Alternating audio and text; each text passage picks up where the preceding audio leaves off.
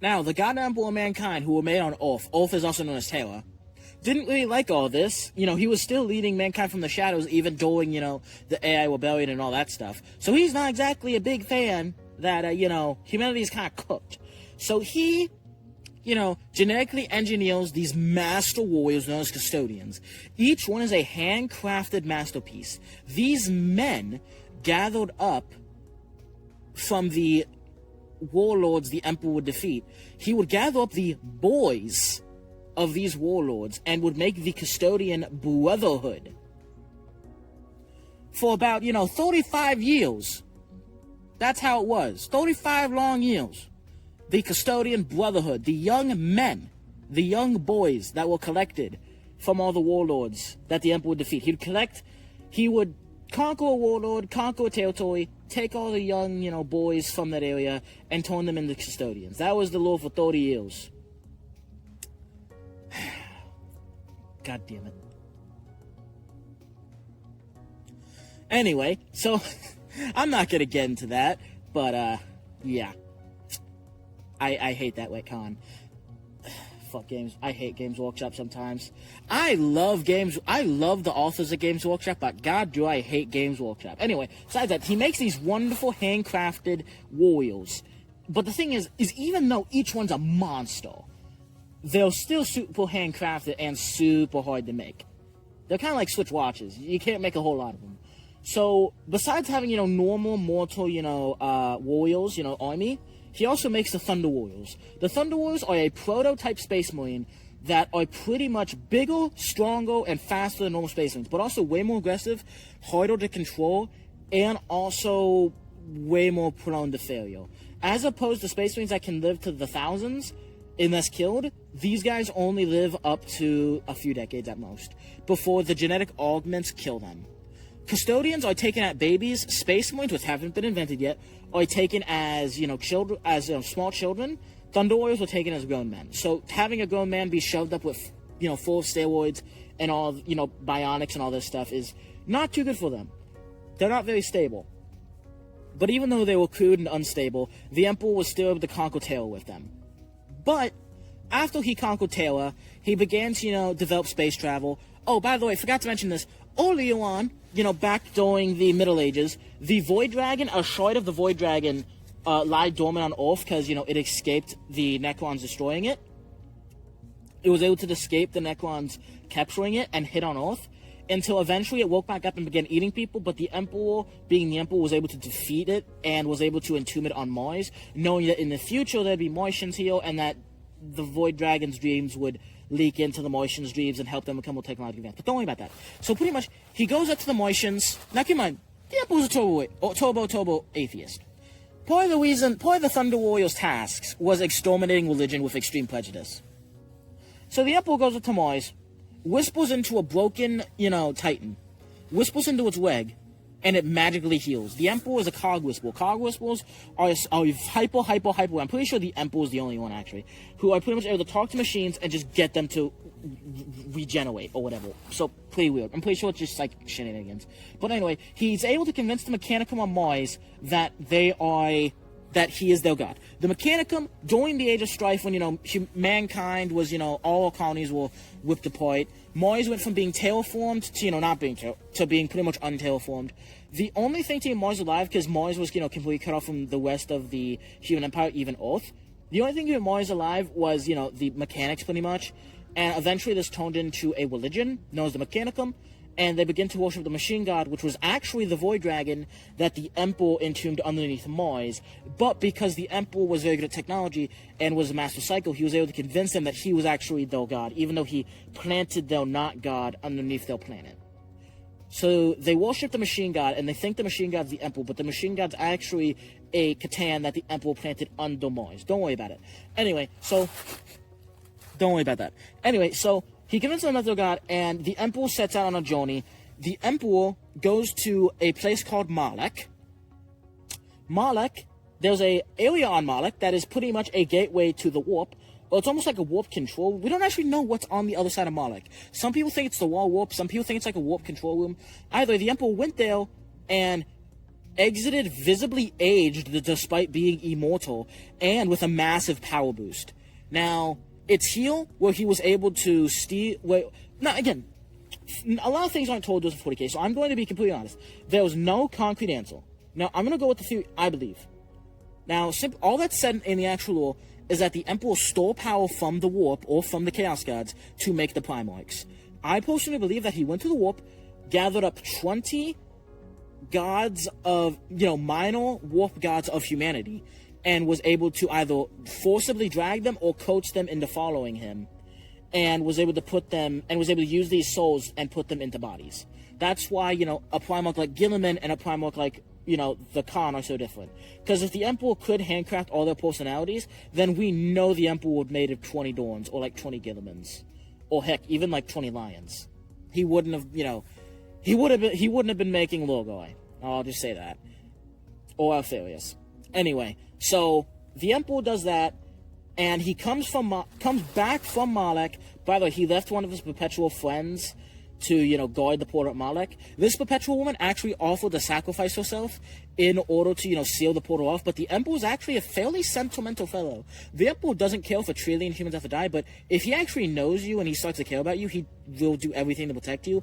And so he refused and didn't let this woman kill herself to, seal the portal off. So he pretty much sent this woman to, stay at that portal, make sure no one gets in it. And he used whatever power he got from Malek. Again, I don't know what it is. I personally think it's the demigod dude who gathered up 20 demigods.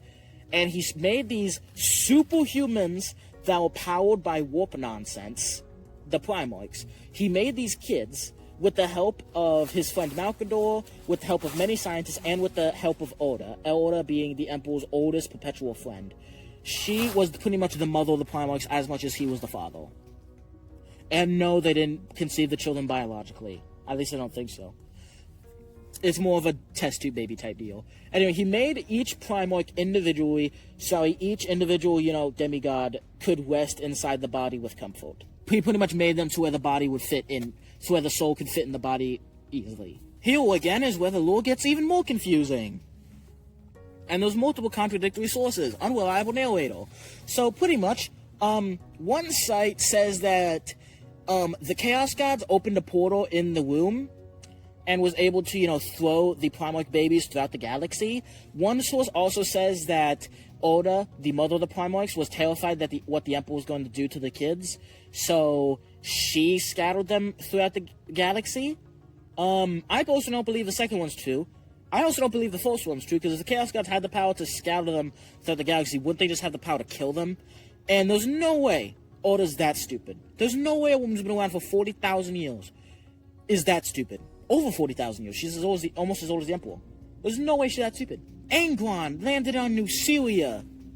Conrad landed on Nostromo. There's no way she's that stupid. And not to mention, what the fuck did she think the Emperor was going to do? The Emperor was pretty clear with her saying, hey, can you help me make these, make these warlord kids so I can have my army? So the Emperor was pretty clear with her. Did she just, randomly change her mind? No. There's no way she's that stupid. I personally think the Emperor, this isn't said, this is my belief. I know I said I wouldn't go into my theories, but this is just one I have to go into. That I believe the Emperor told Oda to do this, and kind of made her the fall woman, so that way he could pretty much tell the Primarchs, oh man, I didn't want to, I wanted to raise you guys personally, but your mother had a fit, and she threw you guys through the galaxy. I think she didn't want to do that. I think she was just the fall woman. I think the Emperor was the one who did it. Now, anyway, my source... My source is that I made it the fuck up. Anyway, besides, okay, it's not really a source, just theory, but again, that lore is kind of confusing. There's a lot of different contrary, beliefs there, but you kind of get what I'm saying, right? Anyway, so the Emperor still is able to make Space Marines. He's able to make these... The first Space Marines he makes are of the first Primarch Lionel Johnson. That's because he has the most stable gene seed. So he's able to make about 30,000 Dark Angels, and he still has his 10,000 Custodians, but there's a problem. The Thunder Warriors don't currently have war to fight, and they're becoming very unruly and just, hard to control. Not to mention their genetic problems are becoming more apparent. So, the Emperor sends them to the moon to have a massive battle in order to defeat the last of the Emperor's enemies. That is a lie, of course. They go to the moon, nothing is there except Custodians waiting to kill them. Custodians begin to kill them, but even though the Custodians are stronger, faster, and smarter than the Thunder Warriors, there's way more Thunder Warriors. So the Custodians begin to get bogged down until about 30,000 Dark Angels emerge and begin to slaughter Thunder Warriors. Now, even though Thunder Warriors are bigger and stronger, they're still outmatched by both the Custodians and Space Marine duo, and are eventually wiped out. It is said, though, it is obviously said, though, that Imperial records that the Thunder Warriors weren't wiped out by the Emperor. They were wiped out in the last, enemy of mankind who was on the moon. So they believe there was some sort of enemy on the moon. So official records in the lore say there was some sort of big enemy on the moon, and they got wiped out, killing them, and they had to send in the Custodians and false Space Marine Legion to help finish the job. But in actuality, they used those forces to kill the Thunder Warriors. Anyway, this is when the Great Crusade begins. Also, you know how I said that 20 Primarchs will, spread out the galaxy? 2 of them were away from the logs, and we have no idea what happened to them, so we'll only be talking about the 19 Primarchs, because one of them was split in half, and one of their halves landed on Earth and was raised by Malcador, the Emperor's confidant good friend. The Great Crusade goes on, and one of the first planets they find, Chthoniya, is home to the Emperor's first found son, Horus Heresy. Now, Mr. Horus Heresy is founded by the Emperor, and Chthoniya is pretty much a planet of the... You will never find a more wretched hive of scum and villainy. We must be cautious. Chthoniya is full of mafia bosses, crime, gangs, and all that stuff, and Horus was able to take over all of it, pretty much by being one big mob boss. Now, Horus absolutely loves his dad, and is happy to, be given the Lunar Wolves Space Marine Legion, and is happy to, be with the Emperor on the Great Crusade. Now, for about 35 long years, it is just the Emperor and Horus, until eventually, Leman Russ is found. Now, Horus describes the Emperor as a stoy. His warmth, his power, his attention. All Horus wanted was pretty much attention from his dad. Now his attention was split between him and Leman Russ, the second found Primarch. Horus didn't really like that at all, and didn't get along with Leman Russ, pretty much kind of like a older sibling being jealous of the younger sibling taking over the father's attention. Anyway, that's kind of funny, but besides that, the two don't get along at first, but eventually the two do get along, because Horus is just very charismatic, and Leman's just kind of a chill guy. Anyway, every time they find a Primarch, the Great Crusade just gets a little bit faster. The Space Marine Legions are good. They're wonderful. Every single Space Marine Legion has roughly 100,000 Marines, with some like the Raven Guard only having 80,000, some like the Thousand Sons having as little as 10,000. But each member of the Thousand Son is also a master wizard, so that kind of balances out. But with some legions like the Ultramarines having over 200,000. Now, eventually they find more and more Primarchs, but an enemy civilization known as the Wundun arrive. The Wundun is a horrific Xenos race that takes all Space Marine Legions and all currently found Primarchs to defeat. It's also heavily implied that 2 of the Primarchs were killed in the Wundun Xenocides. Now, again, we don't know too much about the Wundun. We know they are kind of like the Covenant from Halo. They're a group of aliens that, teamed up to defeat the Imperium. This was like a World War II-esque scenario for the Imperium. The Imperium almost collapsed. Some shenanigans about the Emperor having to run back to Terra, grab the Void Dragon, and use it as a slave Pokemon in order to defeat them. 2 Primarchs died. 1,000 Space Marines dead. The only reason the Dark Angels aren't the largest Space Marine Legion is because they suffered over 50,000 casualties during this war, with many Primarchs almost dying during this war, and a lot of their memories being a waste of this war. So, we don't know what happened. It's also heavily implied that Leman Russ was involved in the death of one of the Primarchs. The Wundun had some mind control stuff, so maybe they mind controlled a Primarch, maybe they killed a Primarch, we just don't know. Anyway, moving on, don't worry about it. A bunch of different, alien races were steamworld, Orcs were steamworld, everything was steamworld, Primarchs were being found left and right. One of the last Primarchs to be found was Corvus Corax. But, before, all the Primarchs were found, there was a walking abortion advertisement known as Erebus, who was born on a planet known as Colchis. Colchis was home to Logoi, one of the Primarchs. Now, Erebus isn't actually his real name. Erebus, being the sociopath we all know and hate, was once told by his mother to stop playing with scorpions and to be more like that boy Erebus. Now, on this planet, Logoi's planet, Colchis, pretty much the head of the planet, like all the ruling class, all the witch people were priests. And so this boy Erebus was set to be a priest, and actually a good, not corrupt priest who actually loved the gods and was a good guy. So Erebus killed him, took his skin, took his tattoos, and pretty much became Erebus, left town, and pretty much kept saying that he was the original Erebus. What a dickhead.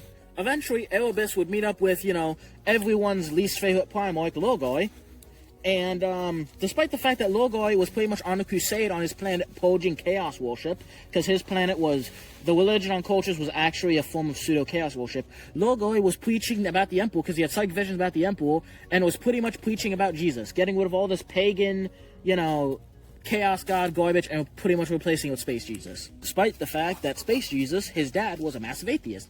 Anyway, Elobis and Logoi's adoptive dad, Kophalon, were both secretly still chaos cultists, and actually knew what the true nature of the gods were, which was chaos. Unlike everyone else on the planet who just thought that they were gods, these guys actually knew they were chaos, and despite the fact that they knew they were chaos, they didn't like that, Logoi was getting rid of that worship and replacing it with worship of the Emperor. But they were just going to go along with it to manipulate Logoi later. Don't worry about it. They're not going to be important later. Logoi's never going to betray the Emperor. He thinks the Emperor's a god. Why wouldn't the Emperor want someone like that? Anyway, so Logoi eventually gets found. He's told repeatedly not to worship him. But Logoi just thinks that, he's telling me not to worship him because he's actually humble. No god would demand worship. So, yeah. Logoi is pretty much handed a Space Marine Legion that is pretty much r/atheism, and is able to convince them in just a few decades that the Emperor is actually a god, and that him telling them he's not a god is actually part of his plan. And so these guys go around conquering the galaxy in the name of the Emperor, who they are preaching as a god, and are just walking around the galaxy. Now, these guys take their time. They conquer a planet, and unlike the Ultramarines and, the Imperial Fists who conquer a planet and leave it really well done, these guys conquer a planet, and they stay there. The entire Legion stays there, and they preach, and they preach, and they preach, and they set up, priesthoods. They spread the Electitio Divinitatum, which is pretty much a fanfic that Logoi wrote about his dad, which is pretty much the Space Bible. And they pretty much convert the entire planet to religion until the entire planet's, hyper-religious towards the Emperor, then they leave. Because of this, they had the worst compliance rate, although the planets they did conquer never once rebelled, even 10,000 years later, but don't worry about that. So because of this, the Emperor isn't a big fan of that. He's not a big fan that these guys are taking their time. So he goes back to, so he calls the World Bearers back to their home planet, and he goes to Logoi's perfect holy city, says it's very nice, very pretty, tells the Ultramarines to burn to ash, psychically forces Logoi's eyes to stay open so he has to watch it, beats Logoi up, psychically makes the entire World Bearers Legion kneel to him, and says, if you want a god so bad, you have one. Gods are angry. Gods are fake. I've told you 1,000 times I am not a god, yet you don't believe me. So after, burning Logoi's city to the ground, and, punishing him in front of his men, and also punishing his men, Logoi also somewhat has some mental illness from, being beaten by his dad, Kophalon. By the way, those dickheads, Elobis and Kophalon, were turned into proto-Space Marines. Normally, when you take a Space Marine, you have to take a kid to turn it into, but you can somewhat make a half Space Marine out of an adult. So Elobis, the dickhead who cut off that kid's face, and Kophalon, the guy who would beat his son, Logoi, were able to manipulate Logoi into chaos worship. Logoi was actually atheist for a time, but Elobis and Kophalon were able to, manipulate him into going to the Eye of Terror, going on a chaos pilgrimage, and coming out chaos corrupted. Now, Logoi, now worshipping the Chaos Gods, and the World Bearers now worshipping Chaos instead of the Emperor, while the rest of the Imperium was on their Great Crusade, and the World Bearers effed off to the Eye of Terror to go worship Chaos, the Emperor defeated a massive Orc Empire with the help of Horus, and after the defeat of the Orc Empire on Eleanor, crowned Horus as War Master. The first found Primarch was now head of the Imperium's military, where the Emperor would go back to, Terra to study science. He didn't tell any of his sons what he was studying, even Horus, which left Horus really, really hurt. You probably should have told him. He was studying the webway and trying to pretty much get rid of... So how humans travel is they pretty much rip a portal to hell open, travel through hell similar to the Nether in Minecraft. And it's very dangerous, obviously, because at any point in time, if your Ghetto fields fail, you can just be flooded with demons. Not to mention, you can get lost in time and space by traveling in the warp. So, by using the webway... By the way, I forgot to mention this. Earlier on, during the, while the old ones were still alive, they invented the webway so they could travel throughout the galaxy super safely. Anyway, the Emperor was going to hijack it and use parts of it for humanity. And he didn't tell anyone about that. He didn't tell anyone about his little project. So Horus was super sad, pretty much, that he wasn't getting attention from his dad anymore. He was also terrified that after the Great Crusade was done, that the Primarchs and Legions would go the way of the Thunder Warriors, although he didn't truly believe that. But he was still terrified and very, very not self-confident. Erebus and Lorgar and Cophaelon are trying to corrupt Horus to, cause a Horus heresy. So Horus doesn't just want to be a war master. He doesn't just want to be a warlord. He wants to be a bringer of peace. He wants to guide mankind to peace. So there was a hyper-advanced civilization known as the Interax. That are more advanced than the Imperium, but less militaristic than the Imperium. They arrive to meet with the Interax, and Horus is actually doing pretty well. At first, the Interax are terrified that Horus is actually an agent of chaos. Horus doesn't even know what chaos is. The Interax are now terrified that there was this massive, pretty much gorilla running around the galaxy. Rip your fucking feet off and fuck your ass. They would do whatever they wanted to. People just take your face off and your genitals off. Yeah, don't rip your Gorillas are less likely to attack you. Yeah, they are. Gorillas will fake you. They'll fake charge you. And you have to stay just on your to ground. scare you, right? It's a mock They charge. want you to get the fuck out of here. Just get the fuck out of here. You're staring at me, you crazy And asshole. this chimp's gonna rip your dick and face off. Well, we just come to make sure your baby's okay. Fucking crazy 800-pound silverback.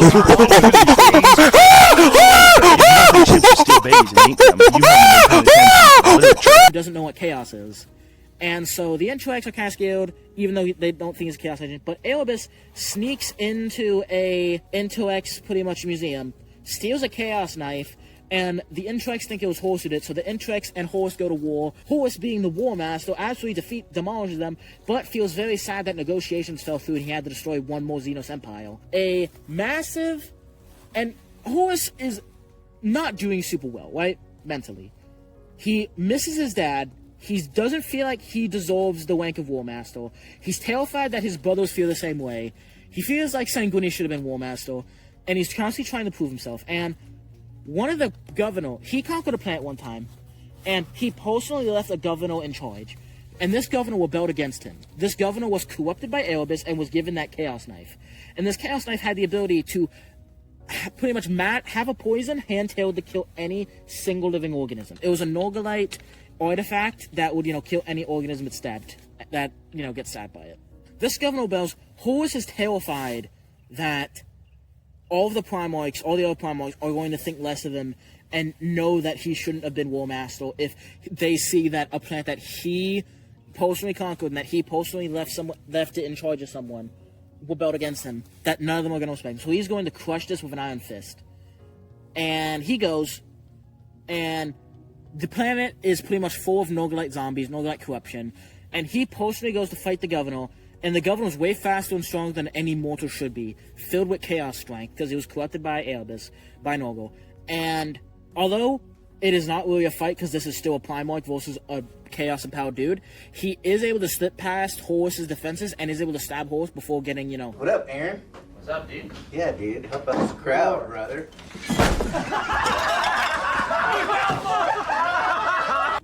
literally obliterated by Horus. And this Chaos Knife puts Horus into a coma.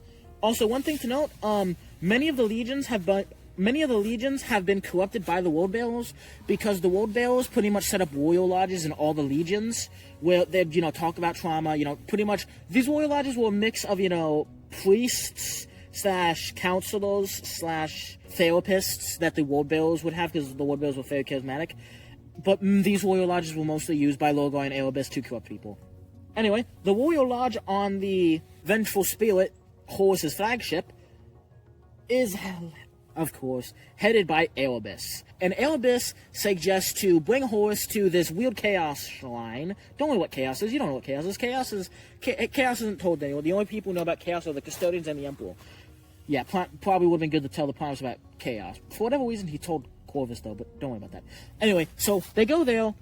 They do the ritual to bring Horus back. And, have you ever watched Pet Sematary? Now, while Horus is, being corrupted by chaos in this, chaos shrine, Erebus is, there trying to corrupt him and is, convincing him. But Magnus appeals, but earlier on, the Emperor had a Council of Nicaea which banned psychic powers. So Horus is mad that, his brother is violating the Emperor's words, and Erebus is able to manipulate the wounded Horus into falling to chaos, which Magnus tries to prevent. Now, Magnus broke the edict by, by trying to warn Horus. And so Magnus would break the edict again by psychically trying to, psychically project himself to the Emperor. Now, one thing to know about Magnus is Magnus I have a whole video about Magnus. Go check it out. It took me 40 minutes to explain the story, so I'm gonna not even explain most of it. Go watch that video if you want to know. Magnus tries to meet with the Emperor, but he isn't able to because there's a psychic barrier preventing him. So he begs a psychic entity, which is actually Tzeentch, he doesn't know it's Tzeentch, but don't worry about that, to give him the power to break through it. Apparently, though, when he was able to break through the barrier, he wasn't the only psychic entity that came in. Taylor was flooded with demons, so the Emperor was stuck on the Golden Throne, preventing the demons from, invading Taylor. Good job, Magnus. Anyway, Horus orders the Space Wolves to go attack them after, Horus gets corrupted and everything. But during the psychic vision where Horus does get corrupted, Pet Cemetery style, right? Horus, wakes back up, super corrupted, and, plots to destroy the Imperium. Gets 8 legions to follow him, as I said earlier. Isstvan III Massacre, where all the traitor legions pretty much tell all their loyalists, the parts of their legion they don't think they get to fall to chaos, or, even turn traitor, because not all legion technically fell to chaos, some legions just turn traitor like the Alpha Legion. They sent them down to a planet to fight and virus bombed it, and then killed all the remaining survivors. So all the loyalist elements of all the legions were wiped out. Now in Isstvan V, the traitors went into full open rebellion, 3 legions, and Morgulon sent a ton of legions to stop them. And the frontal assault were going to be the Salamanders, Iron Hands, and Raven Guard, who were going to go up against, the Death Guard and the Lunar Wolves, the open rebellion legions. But there were a ton of legions that were also traitor, that was supposed to reinforce the initial wave of loyalists, but ended up just surrounding the loyalists, wiping them out. Such as the World Bearers, Night Lords, Alpha Legion, and other legions. So, 3 loyalist legions were pretty much wiped out pretty quick. And the Ultramarines, debatably the most powerful Space Marine Legion, lost over 100,000 men when the World Bearers secretly attacked them. But were able to rally, but were also cut off by Taylor by a warp storm that Erebus summoned. Anyway, the Horus Heresy is 60 full-length novels, so I'm just going to speed run the rest of it. Horus is wounded, attacks the Emperor, is barely slain by the Emperor, and the Emperor is wounded, gets put on the Golden Throne. Sanguinius died fighting Horus, and the Emperor is wounded, placed upon the Golden Throne, and Guilliman takes charge of the, Imperium after Horus is defeated. So there's the Great Scowling, where after the Horus Heresy, there was a massive war where the Imperium pretty much mopped up the traitor forces and forced them into the Eye of Terror. After the traitor forces were then lost the Horus Heresy, then lost the Great Scowling, taking L's after L's, then began infighting each other over things like clean water in the Eye of Terror, and, all that stuff.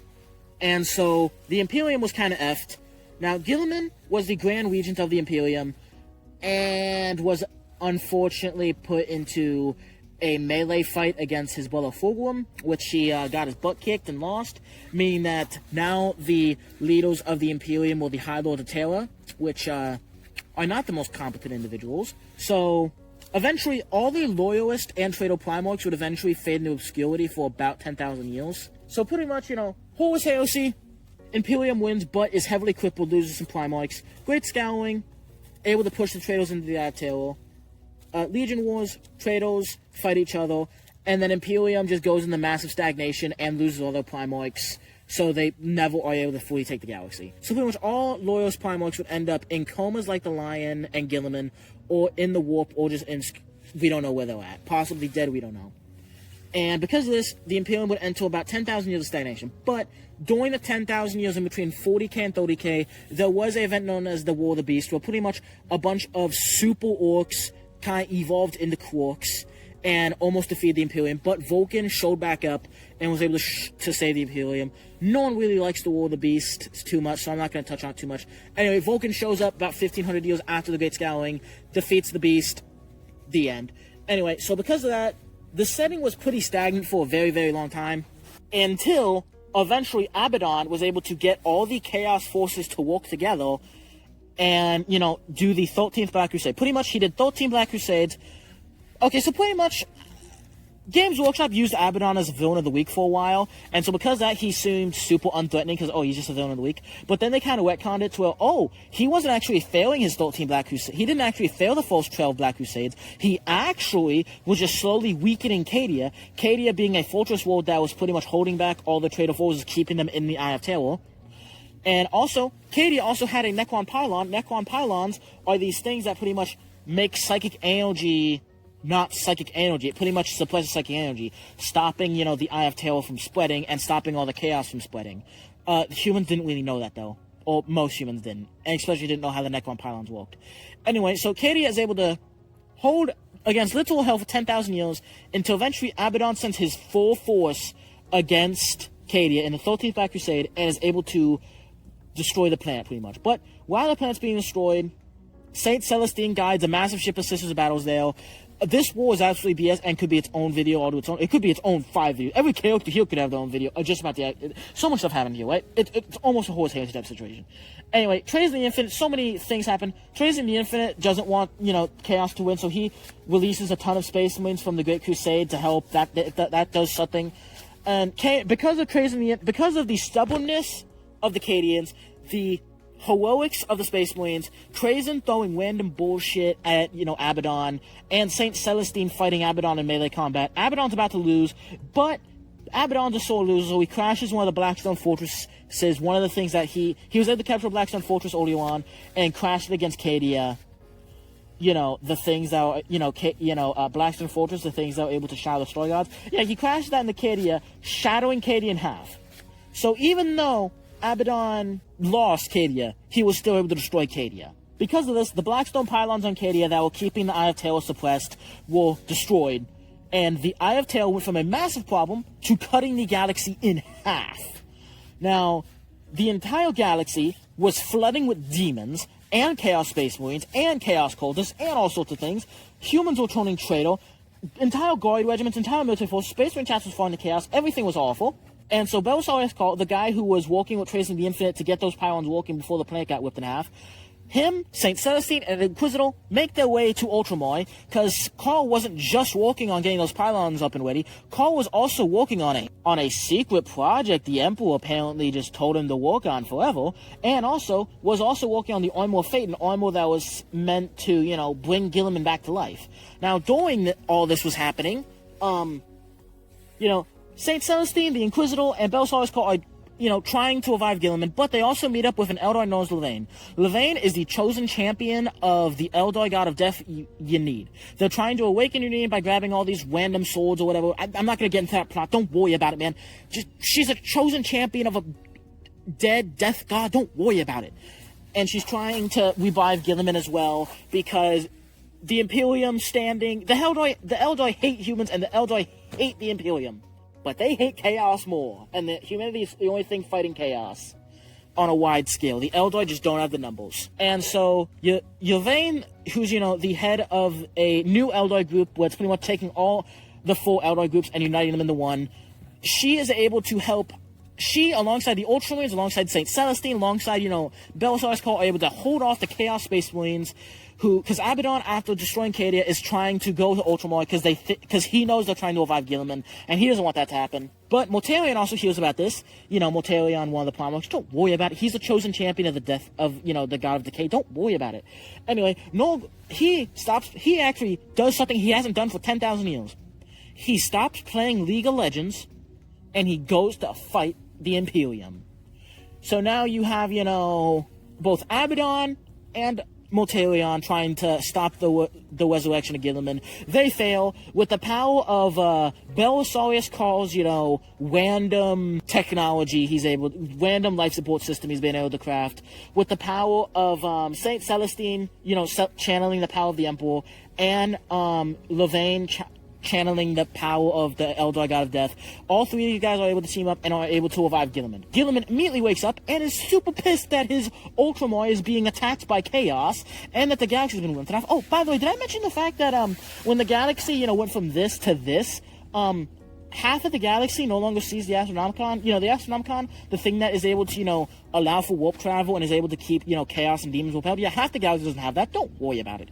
Anyway, Guilliman wakes up, pretty pissed about this, pretty pissed that his brother killed him, pretty pissed that his, perfect 500 worlds is collapsing. So he's able to lead a crusade. He's able to push back Abaddon. He's able to push back Smelly Mothboy until Smelly Mothboy's able to kill him. Then the Emperor actually gathers his psychic power, because when the Eye of Terror whipped open, it didn't just buff the Chaos Gods, it buffed all warp things, including the Emperor. So the Emperor was able to gather up all of his power, put it into Gilliman, resurrect Gilliman after Gilliman was killed by Mortarion, and Gilliman, using all of his power, is able to kill Mortarion, send Mortarion back to hell, is able to wipe out pretty much all the Chaos Space Marines invading Ultramar, and is able to wound Nurgle by boning Nurgle's Garden.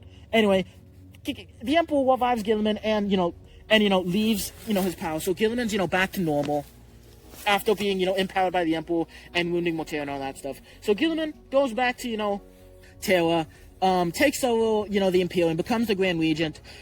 He then leaves, knowing that there's going to be an uprising, that the High Lords of Terra are going to try to overthrow him, but he makes good friends with the Assassinorum guy, one of the High Lords of Terra is in charge of the Assassinorum, and the Assassinorum guy leads a rebellion against Gilliman, but because the Assassinorum guy was actually told to do this by Gilliman, he's not actually rebelling, he's just doing a fake rebellion so he can see which High Lords are loyal and which High Lords aren't loyal. Then Gilliman shows back up, and where is Gilliman showing back up?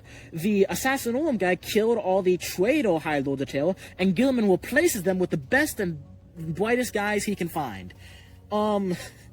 So Gilliman goes out on the Indominus Crusade, crusading around the galaxy, reclaiming all of mankind's, lost territory from chaos. Well, not all of it, obviously, half the galaxy is dark, but reclaims a ton of the dark side of the Imperium. Things get a bit better until Gilliman ends the crusade and chills out for a second, giving the Imperium a moment to breathe.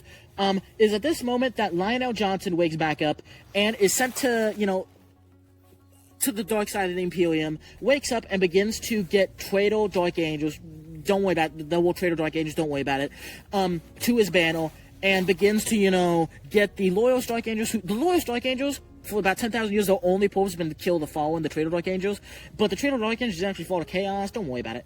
Anyway, all traitor Dark Angels who didn't fall to Chaos are forgiven by the Lion and are put to his banner, and so the dark side of the Imperium pretty much has the Lion, who's pretty much gathering up every single element of the Dark Angel Space Marine Legion. Well, obviously, before Gilliman, died, before Gilliman was put to rest by, his brother, Fulgrim, he wrote the Collector Stories, which pretty much broke up all the Space Marine Legions in the chapters. Lionel Johnson thinks that's cringe, and is pretty much reforming the Dark Angels Legion in the dark side of the Imperium, and crusading, killing everything that isn't a good human in the dark side of the Imperium. So the dark side of the Imperium has Lionel Johnson, and the good side of the Imperium has, Gilliman. One being a politician, and one being a warlord. Now, Lionel Johnson and Gilliman didn't get along very well. Last time they had the one in Empire together, it only lasted 5 minutes before the two started, fighting and had to be broken apart by Sanguinius. But Lionel Johnson is actually not as much of a dickhead and is actually a lot more relaxed now. Isn't, the same Lionel Johnson who's, a dickhead. And so he's chilled out. He's become a lot wiser. And because of this, he is actually very happy to hear about Gilliman. Gilliman, the current, guy in charge of the Dark Side Imperium is this guy known as Dante. Dante is the oldest living non-chaos Space Marine who's also not in a Dreadnought. He's 1,500 years old and is a chapter master of the first founding Blood Angels Space Marine chapter, and he's been put in charge of, Grand Master of the Dark Side of the Imperium, but he's somewhat given that title to Lionel Johnson, because obviously Lionel Johnson's better at that.